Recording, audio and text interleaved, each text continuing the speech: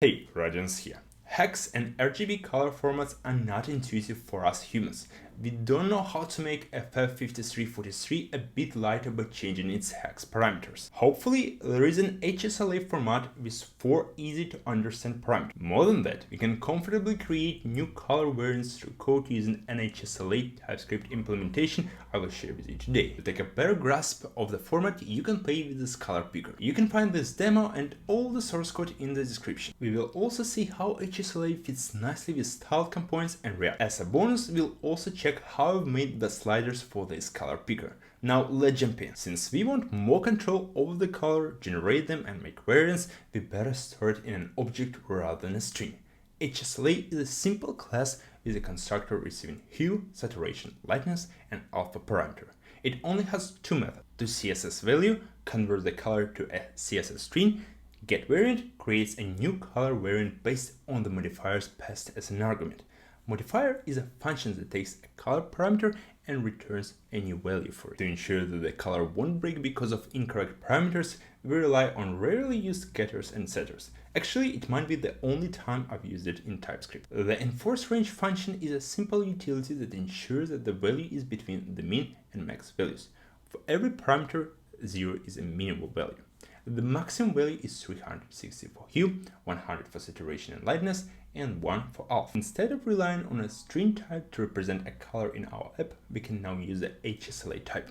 Here's an example of how I define the theme color interface. Then we'll usually have dark and light theme implementation of the theme colors interface. We can get the color from the theme and use it in our style components. Here's an example of assigning background color. It's a bit too much code to write every time. In 90% of cases, we just want to use CSS color without making any variants. By using the getColor helper, we can get color in a concise way. Here's the implementation of the getColor helper. It's a closure, a function that returns another function. There are also situations where the styled component takes a parameter and then we should match a color to that value. For example, here we want to make color red if the input is invalid. To make it more concise, we can use the match color helper. It has a bit more complex types because we want to support booleans and union types. In the theme colors interface, we've seen the getLabelColor function. It's a common need for apps to have colored labels for projects or categories and so on. We can generate a function that will return a color based on the index. Here we decided to have 12 color options in our labels palette that are evenly distributed on the color wheel. Instead of saving a color in the database or in the app state, we can just save the index and then the get color from the function.